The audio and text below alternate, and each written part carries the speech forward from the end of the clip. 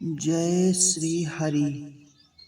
श्रीमद् भगवद गीता महात्म्य की कथाएं। श्रीमद् भगवद गीता के 14वें अध्याय का महात्म्य। श्री महादेव जी कहते हैं, पार्वती, अब मैं भव बंधन से छुटकारा पाने के साधन भूत 14वें अध्याय का महात्म्य बतलाता हूँ। तुम ध्यान देकर सुनो। सिंघल द्वीप में विक्रम बेताल नामक एक राजा थे, जो सिंह के समान पराक्रमी और कलाओं के भंडार थे। एक दिन वे शिकार खेलने के लिए उत्सुक होकर राजकुमारों सहित 2 कुतियों को साथ लिए वन में गए। वहां पहुंचने पर उन्होंने तीव्र गति से भागते हुए खरगोश के पीछे अपनी कुतिया छोड़ दी। उस समय सब प्राणियों के देखते देखते खरगोश इस प्रकार भागने लगा मानो कहीं उड़ गया हो। दौड़ते दौड़ते बहुत थक जाने के कारण वह एक बड़ी खंदक गहरे गड्ढे में गिर पड़ा। गिरने पर भी वह कुतिया के हाथ नहीं आया और उस स्थान पर जा पहुंचा जहां का वातावरण बहुत ही शांत था।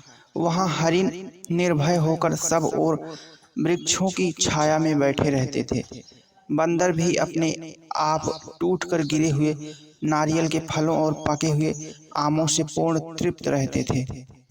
वहां सिंह हाथी के बच्चों के साथ खेलते और सांप निडर होकर मोर की पांखों में घुस जाते थे। उस स्थान पर एक आश्रम के भीतर वत्स नामक मुनि रहते थे, जो जितेंद्रिय एवं शांत भाव से निरंतर गीता के 14वें अध्याय का पाठ किया करते थे। आश्रम के पास ही वत्स मुनि के किसी शिष्य ने अपना पैर धोया था। यह भी 14वें अध्याय का पाठ करने वाले थे। उसके जल से वहां की मिट्टी गीली हो गई थी। खरगोश का जीवन कुछ शेष था। वह हाँफता हुआ आकर उस कीचड़ में गिर पड़ा। उसके स्पर्श मात्र से ही खरगोश दिव्य विमान पर बैठकर स्वर्गलोक को चला गया। फिर कुतिया भी उसका पीछा करती हुई आई।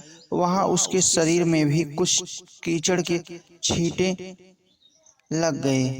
फिर भूख प्यास की पीड़ा से रहित हो कुतिया का रूप त्याग कर उसने दिव्यांगना का रमणीय रूप धारण कर लिया तथा गंधर्वों से सुशोभित दिव्य विमान पर आरूढ़ हो वह भी स्वर्गलोक को चली गई।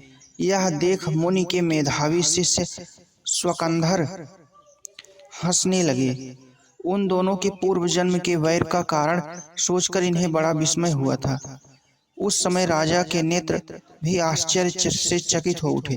उन्होंने बड़ी भक्ति के साथ प्रणाम करके पूछा, विप्रवर, नीच योनि में पड़े हुए दोनों प्राणी कुतिया और खरगोश ज्ञानहीन होते हुए भी जो स्वर्ग में चले गए, इसका क्या कारण है? इसकी कथा सुनाइए। शिष्य ने कहा, भूपाल, इस वन में वत्स नामक ब्राह्मण रहते हैं। वे बड़े जितेंद्रिय महात्मा हैं। गीता के 14वें अध्याय का सदा जप किया करते हैं। मैं उन्हीं का शिष्य हूँ। मैंने भी ब्रह्म विद्या में विशेषज्ञता प्राप्त की है। गुरु जी की ही भांति मैं भी 14वें अध्याय का प्रतिदिन जप करता हूँ। मेरे पैर धोने के जल में लौटने के कारण वह या खरगोश कुतिया के साथ ही स्वर्गलोक को प्राप्त हुआ है। अब मैं अपने हंसने का कारण बताता हूँ। महाराष्ट्र में प्रत्युदक नामक महान नगर है।